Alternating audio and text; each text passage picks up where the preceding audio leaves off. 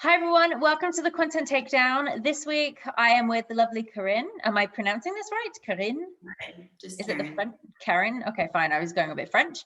So Kerin, please tell us, what are you doing? What is your brand? Please tell us all about it.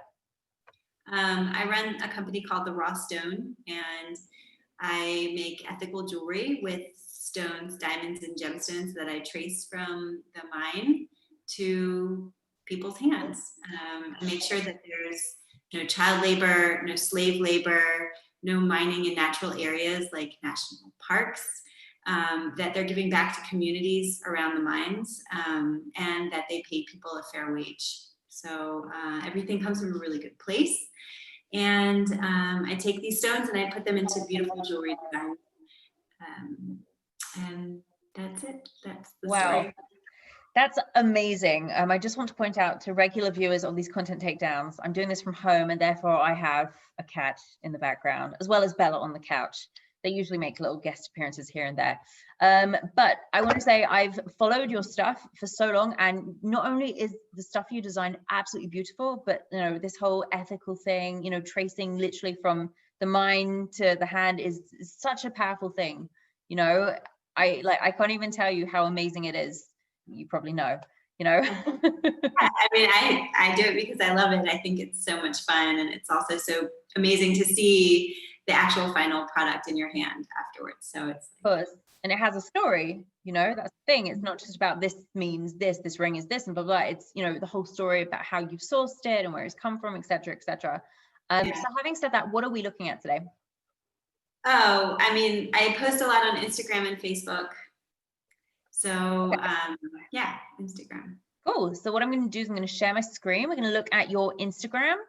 We're going to come up with some suggestions for better content. So this is the Raw Stone. This is your Instagram page. You've got a nice amount of followers.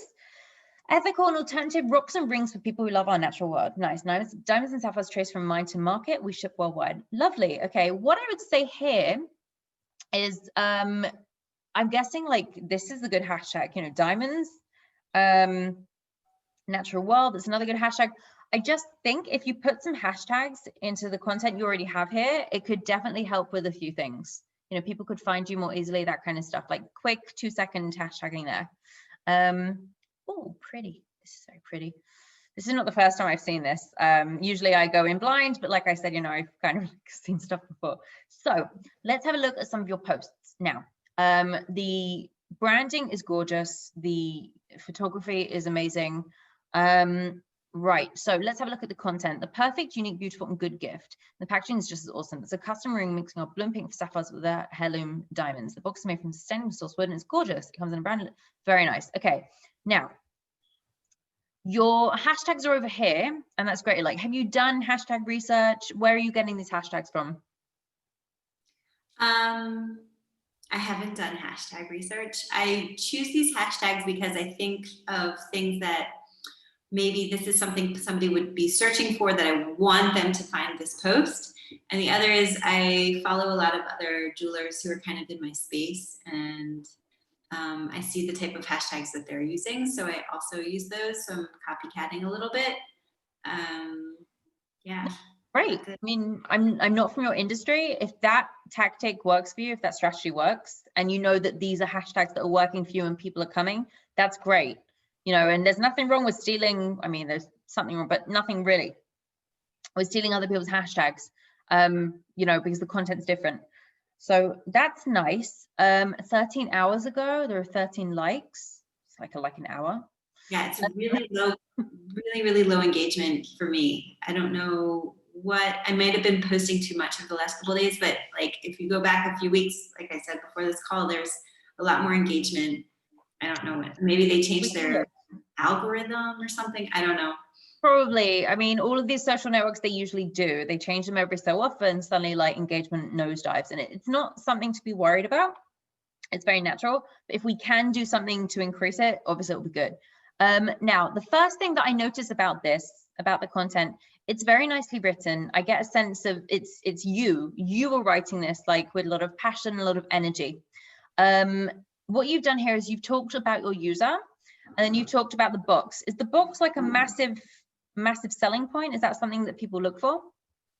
Yeah, so it's funny because most people who get the rings, like they first comment like, oh, I love my ring, it's so great. And then the packaging is so beautiful. Like we loved our ring box. And I get pictures of people when they get engaged, like with the ring box and the ring like equally displayed. I'm like, okay, it's great. I mean, so this is just one post I did about it because this person who got this ring was like, wow, like the box is so great. So I just put this up. It's like with cats, isn't it? And you buy them the expensive toys and they sit in the box. It's very funny. Not quite like cats, but yeah, that's nice. Okay. What I would say is that if the box is so important, the thing that's missing here for me, and I think something that could come as like an extra paragraph in between that, is something that really taps into the emotional. You know, so you've just basically, the way I see it in my head is you've described the ring, which is important. People need to know what they're buying, but you've not done anything to kind of like grab the user, because that's what your jewelry is. Not only does it have this amazing backstory, not only do you yourself have that amazing backstory of, you know, coming from the financial world and VC and everything, and doing this because this is, you know, your way of changing the world and everything and making people happy. But also, you know, a ring symbolizes so much, not just for the person, but also for the way that you sourced it and everything, that I think that is what should be in there. Like you've got more than enough character count there to make that happen. You know, so even putting that paragraph above this one and, you know, really tugging at the heartstrings, you know, and then describing the ring and then describing the box and then maybe talking about the materials. So like, for example, give me an example of what that means. Good point. So something like, you know, describing someone's special day or the day that they received a ring and how it was life-changing, you know, and these people, it's like, it's not just a ring, it's the start of their new life, you know? So that's the thing, it's saying stuff like that. It's saying, you know, getting the perfect ring to start your perfect new life with, you know, which is basically who you are. You know, you're all about the ethical sourcing and, you know, conscious, what is it they call it? It's a very like, I want to say San Franciscan term, but like a very like, I heard it all the time when I was there, conscious, something with eco and buying. Do you know the word I'm talking about? Sustainable sourcing? Like, no, but it's like a very, very niche term. It was this word that I saw all over the place, but, you know, I can't remember it right now. It was a while ago. It's like brain fog. Something like that, like eco-conscious, all that kind of stuff, because also that gives you some nice hashtag opportunities. Like you've still got some hashtags that you can use here. You can use up to 30, and if you sprinkle those in, you'll capture all those people, you know, people like me who are going to follow you for a long time, and then please God, when the day comes, that's it, I know where I'm going. You know, it's something to get on, you know, because you're not just talking about jewelry, you're talking about the eco-conscious world, you're talking about sustainable stuff. So that's like a whole other kind of potential client base. Okay. You see what I mean? Yeah. Yeah, and also because this is all very nicely written, it's very interesting, but I'm missing your story. I'm missing the story of the eco-consciousness. I need to find that word. I will find that one day, and then you'll get a random message from me, and it'll be like that word. Maybe it's yes.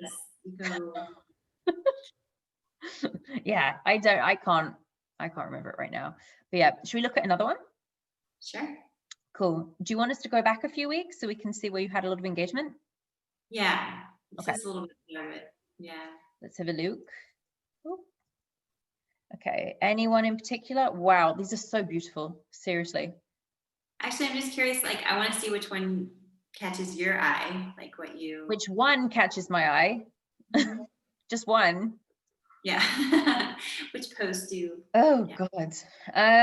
It's horrible. Also, like, I don't know. They're also gorgeous. Like I said, this is not me going in blind. Like I periodically look at your page. So I would say probably just now when I was scrolling down, it would be this. I love all the colors. You know, I love all the colors. And actually, interestingly, just skim reading this is a very different strategy that you've gone for here.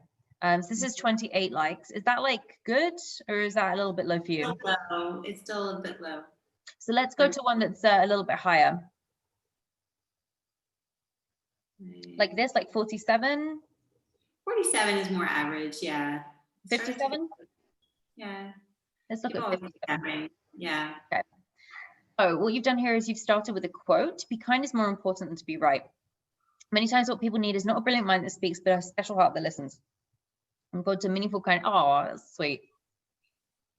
That's very sweet. And it's interesting that here you've gone for hashtags that are much more specific to your niche. They're much more about, jewelry and all that kind of stuff. And they're very different to the other ones. Do you see that?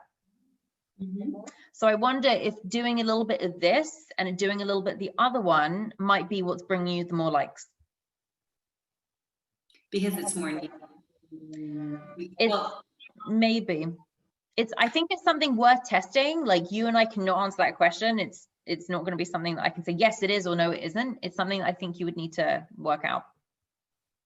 Yeah, this one, it just looks like I was just trying to describe that ring very specifically. I was like, it's a rough diamond ring, or it's a raw diamond ring, because it's the same thing. Uncut diamond ring is the same, just a different way of saying the same thing. It's an alternative ring. I was just describing what it is. It's sort of black, sort of gray. But maybe that's what people are looking for. Yeah. Yeah, but it's not like those hashtags you were talking about that are sort of more general about like my grander mission of like eco-conscious jewelry or eco-fashion and things like that. This was like very specifically about that ring. Yep. And it's gorgeous. I mean, maybe what you could do with the hashtags is have like a set of like 10 that are about each product, like this one. So like black diamond ring, blah, blah, blah. And then the other ones, like another 10 or 20, because you've got up to 30, can be about, like eco-consciousness and sustainable this and all this other stuff. Like you hit it from both ends, Okay. Yeah. I know it's like a little bit more research and everything, but it's another way of funneling in users from all different interests. Mm-hmm. Yeah. What's interesting? When you talk about researching hashtags, what should you look for when you're researching hashtags? Like, do you want it to be a lot of like a hashtag that's used a lot, or one that's used less? And like, is there, because you see that some are like 100 plus posts, some are like 1,000 plus posts that use those hashtags. Are you looking for something that has less or more, or like what do you look for when you try to decide what your hashtags are? Well, it has to be middle, because if it's too popular, you're not going to end up ranking for it. It'll just be swept away, in seconds when someone else posts. So it needs to be something that's kind of middle. You can go for lower ground, because those posts, you'll get probably a higher user intent because people are looking specifically for that, but it won't happen as often. There are also like some tools I'll tell you about offline. There are some tools that you can use to research your hashtags, and some people also from like the groups that we're in, they could also help you do that stuff. Okay. Yeah, but I'll tell you about that afterwards. But what I also want to talk about is this. Now you have up to something like 2,200 characters to use in your Instagram post, and especially for stuff like this, for very emotional stuff. Also for lingerie, by the way. I don't know why it's, jewelry and lingerie, I guess they kind of go together, kind of. People like to read a lot, so even if you think, oh, you know what, I'm just gonna like whack a quote on there, I'm gonna do this and that, people are more interested in what you have to say. Like, I'm interested in what you had to say. Even before I spoke to you today, I wanted to know more, so you could start with a quote, and that's very nice. But I would even, like I said before, talk a bit more about, your story. Talk about why you've designed this. I know for me, when I was buying a ring, I met the jeweler, and, before it was just a ring, like, oh, it's a nice ring, whatever. I mean, I'm not very typical, but once I met him and he explained, how he made it and what his inspiration was, it was like every time I looked at that ring, I was like, whoa, like I remembered his story and it sat with me, and I chose that ring because of it. Yeah. It's funny because that. People say that about social media, that you're supposed to be like putting more of yourself into it. And I feel uncomfortable every time I do it. And then I'm like, why am I talking about myself so much? Okay. But then I do get better engagement from it, but it still feels like very self-centered. Not at all. Kerin, honestly, I've met you for 5 minutes and I can tell you're not like that at all, number one. It feels like it. It feels a little bit like that on social media. It's like, here's this picture. I hate putting pictures of myself. Here's a picture of me, guys. Like, who cares? But you are your business. So you have to put that in, because you're not talking about yourself. You're not saying, oh, I did this and I did that. You're saying, I designed this ring because, so you're talking about yourself and the ring. You're not talking about your personal life. It's about why you've done this, because that is the difference between, just someone buying a ring that looks nice and someone buying a ring that has heart and soul and a kick-ass backstory, you know, from what you're saying and from the sustainable stuff, like, and I'm not saying that all here, because remember, no one is going to see 100% of your content, especially not when your images look that good. You know, people are going to look at the images, they're going to go to the specific posts that strike them the most, and then they're going to read the whole thing. I mean, most people would do that. Some people would obviously read every single thing you do, but I'm impressed that people actually read. I keep hearing that, like, keep your everything really short because people don't actually read it. I mean, I read stuff, but I thought I was like something special. But with jewelry, and especially with bigger purchases, of course they're going to read, they're going to do their research, and that includes, you know, and that's the thing, emotions sell. I'm not saying, you know, lie and make something up. I'm saying be true to yourself, because that's who you are. I can already see that.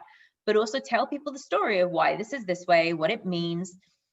You know, I want to know more about, you know, why it's like a raw stone like that with the X over it. Like, what does that mean? Why did you come up with that? Does it symbolize something? That kind of stuff.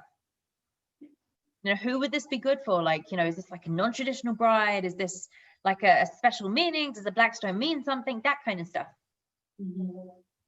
I don't know anything about jewelry, and that's interesting to me. Okay. And so someone who it's, you know, really like they're interested in sustainable stuff and jewelry, I think that would be very interesting to read. Okay. Cool. Okay. Any other questions before we finish?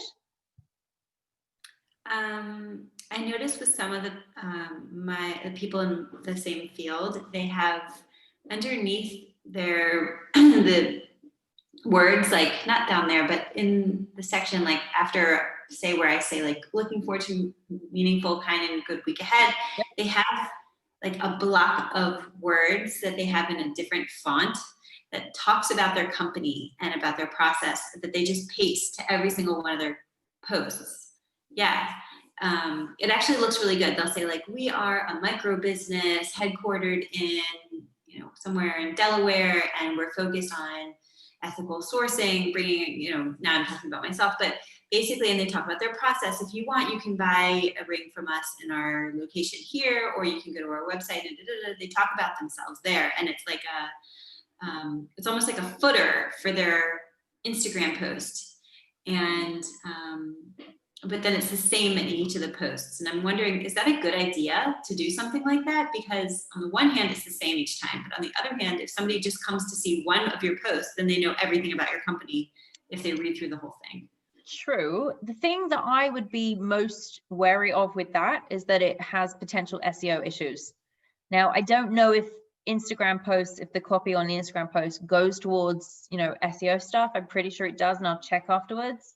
I think if it is true and it isn't an SEO issue, that's not going to end well for anyone. Why would that be an SEO issue? Well, if this text appears in Google and then on every single post that's created, it's the same text, it's a duplicate content issue. It's called duplicate content, and then Google doesn't like that.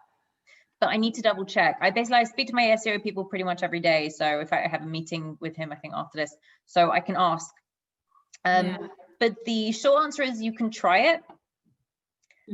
Try it every so often and see what happens. You know, if not, you can do a little link tree where, you know, you're redirected to, you know, in the bio in Instagram. And instead of going straight to your website, it has like a different set of links. And then you can have a little like footer saying, you know, we are blah, blah, blah, blah, blah. And that's the way of basically getting around any potential issues. Huh. Interesting. Okay. Yeah, but I will double check that for you, because yeah, if that is an issue, you don't want to be caught foul in it, you know.